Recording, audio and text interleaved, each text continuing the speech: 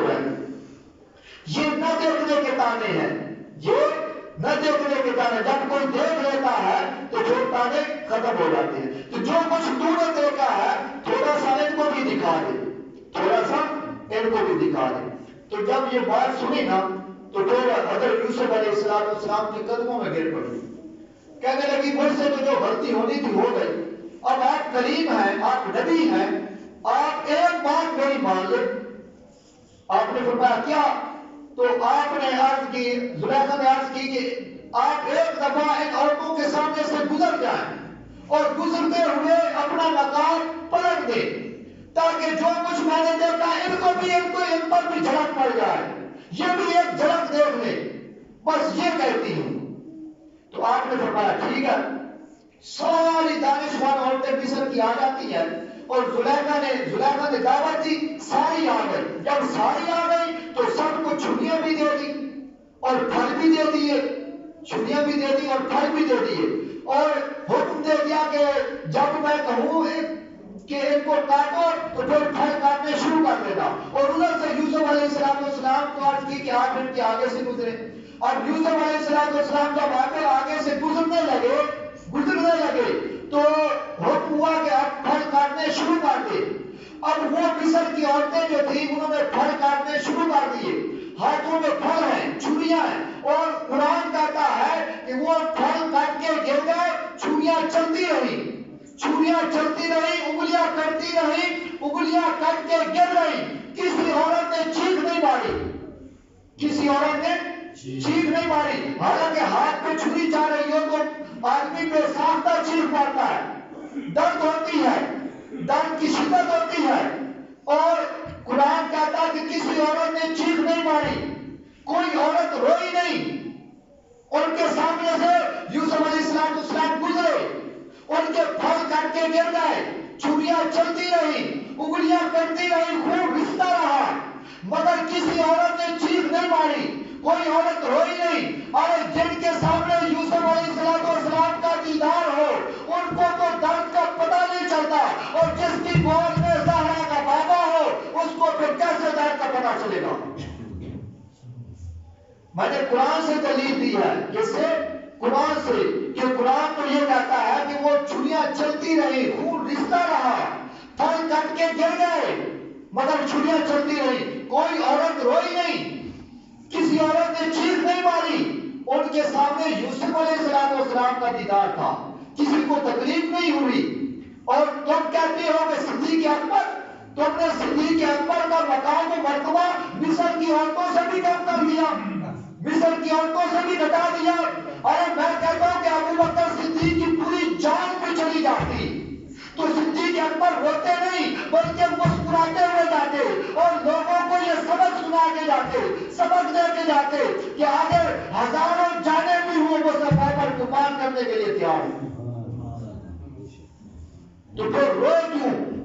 ارے رونا اس بات کی دلیل نہیں ہے کہ درد کی شدت سے رو رہے تھے، نہیں، رونا اس بات کی دلیل تھا کہ جب آپ نے دیکھا کہ یہ زہر جو ہے میرے جسم میں سراغ کرتا جا رہا ہے، جسم میں پھیلتا جا رہا ہے، تو ان قریب آپ نے دیکھا کہ مجھے یہ جو زہر سراغ کرتا جا رہا ہے اور جسم میں پھیلتا جا رہا ہے، ان قریب یہ مجھے اپنے محبوب سے جدا کر دے گی، مجھے اپنے محبوب سے جدا کر دے گی. تو ابو بکر صدیق کو محبوب کی جدائی رلا رہی تھی، محبوب کی جدائی رلا رہی تھی، درد نہیں رلا رہا تھا، درد نہیں رلا رہا تھا. حضرت ابو بکر صدیق رضی اللہ تعالیٰ عنہ ہر جب بھی کوئی مقام آیا، کوئی مرتبہ آیا، کوئی جنگ آئی تو حضرت ابو بکر صدیق رضی اللہ تعالیٰ عنہ کا پہلا نمبر. حضرت عمر فاروق کہتے ہیں رضی اللہ تعالیٰ عنہ کہ ایک دفعہ ایسا ہوا کہ جنگ تبوک کا موقع تھا تو میرے پاس مال کی کثرت تھی اور میں یہ دیکھنا چاہتا تھا کہ ہر بار حضرت ابو بکر صدیق رضی اللہ تعالیٰ عنہ نیکیوں میں سبقت لے جاتے ہیں، نیکیوں میں سبقت لے جاتے ہیں، آگے بڑھ جاتے ہیں. اس دن میرے پاس مال بھی بڑا تھا اور میں بڑا خوش تھا کہ آج جو ہے میں صدیق اکبر سے بڑھ جاؤں گا. آقا علیہ السلام نے فرمایا کہ جنگ تبوک کا موقع ہے تو سارے اپنا اپنا مال خرچ کرو دین کے لیے. اب حضرت عمر فاروق رضی اللہ تعالیٰ کے پاس کثرت کے ساتھ مال تھا. آپ نے گھر گئے, جا کے مال اکٹھا کیا, سارا مال اکٹھا کیا. اس میں سے نصف مال جو تھا, آدھا مال جو تھا, وہ دین اسلام کی خاطر وقف کر دیا. آقا علیہ السلام کی بارگاہ میں لے آئے, اور آدھا مال جو تھا وہ گھر میں بچا کے آئے, گھر میں رکھ کر آئے. اور اتنے میں حضرت ابوبکر صدیق بھی آ گئے رضی اللہ تعالیٰ. ان کے پاس مال کم تھا, وہ بھی اپنا مال لے کے آ گئے. اب حضرت عمر فاروق رضی اللہ تعالیٰ کو کہتے ہیں کہ میں آج بڑا خوش تھا کہ آج حضرت ابوبکر صدیق سے زیادہ مال لے کے آیا ہوں, اور آج میں سبقت لے جاؤں گا. آج تاجدار کائنات صلی اللہ علیہ وسلم مجھے فرمائیں گے کہ اے عمر, تو نے بڑا مال دیا ہے دین اسلام کی خاطر. تو ہوا کیا, تاجدار کائنات صلی اللہ علیہ وسلم تو ہر بات جانتے ہیں. تو آپ نے اب سوال تو یہ پوچھنا تھا کہ اے عمر کتنا مال لے کے آئے ہو, اے ابوبکر کتنا مال لے کے آئے ہو, یہی سوال بنتا تھا. مگر آقا علیہ السلام نے سوال ہی تبدیل کر دیا. فرمانے لگے کہ اے عمر گھر کیا چھوڑ کے آئے ہو. سوال یہ بن گیا کہ گھر کیا چھوڑ کے آئے ہو.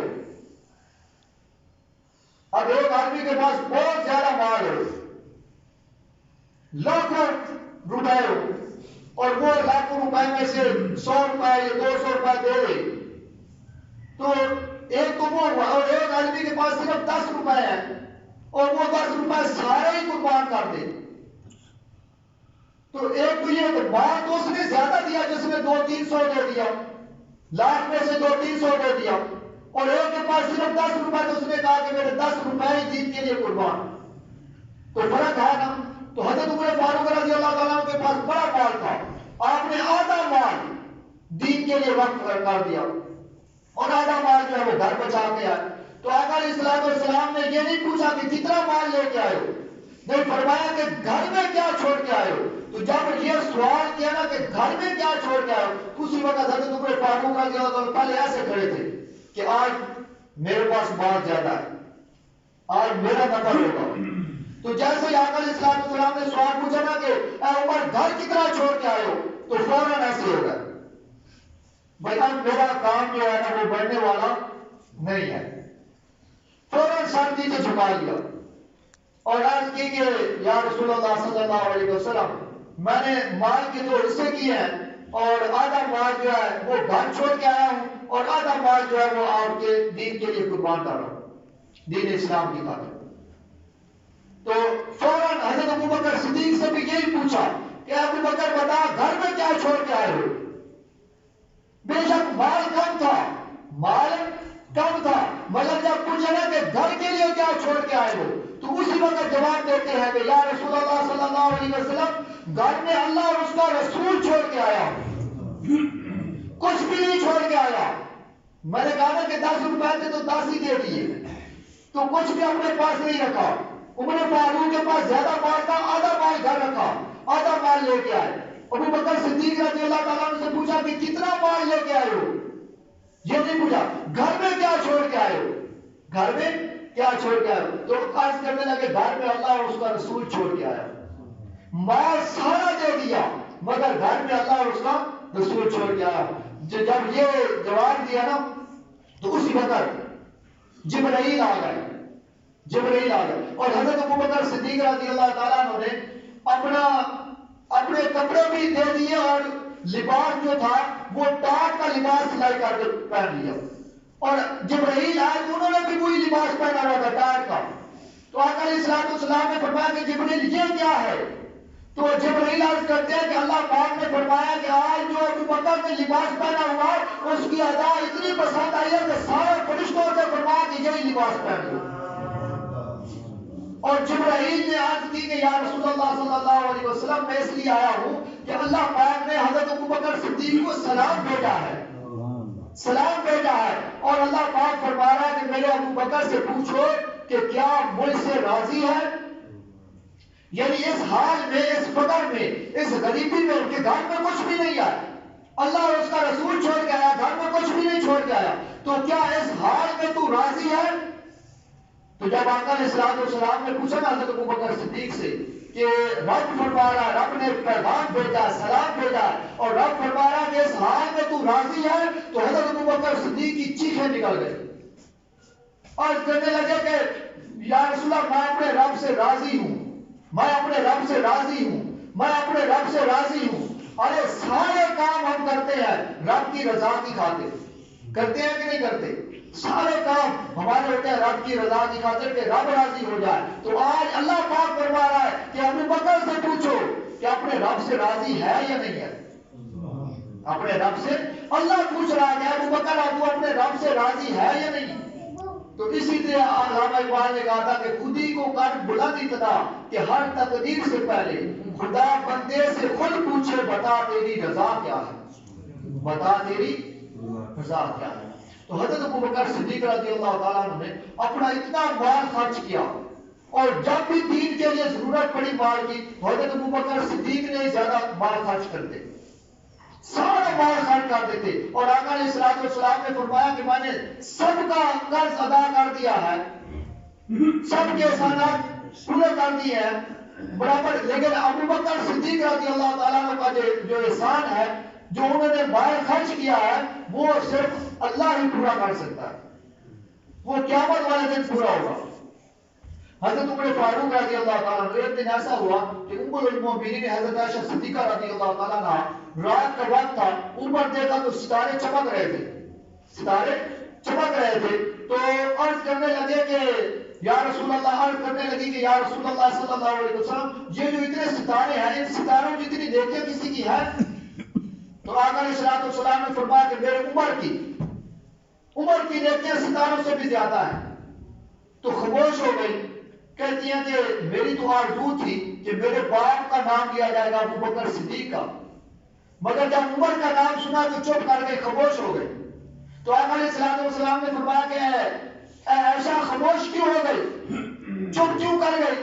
تو عرض کرتی ہیں کہ میری آرزو تھی، میری حسرت تھی کہ میرے والد کا نام، میرے باپ کا نام، میرے ابا جی کا نام لے گیا کہ ابوبکر کی نیکیاں بہت زیادہ ہیں، تو آپ نے عمر کی لے لی۔ تو آقا علیہ السلام نے فرمایا کہ عائشہ، عمر فاروق کی عمر بھر کی نیکیاں تیرے باپ کے ایک شخص کی نیکیوں سے کم ہے۔ حضرت ابوبکر صدیق رضی اللہ تعالیٰ عنہ کی نیکیاں جو ہے، نیکی جو ایک نیکی ہے، وہ ایک نیکی غار سور والی ایک نیکی، فرمایا کہ عمر فاروق کی ساری نیکیاں ہونا تو پھر بھی وہ بھاری ہے، حضرت ابوبکر صدیق کی ایک نیکی اس میں اتنا وزن ہے۔ اور حضرت عمر فاروق یہ کہتے تھے کہ اے ابوبکر، مجھے ایک غار سور والی ایک نیکی دے دے، باقی میری ساری عمر کی نیکیاں دے دے۔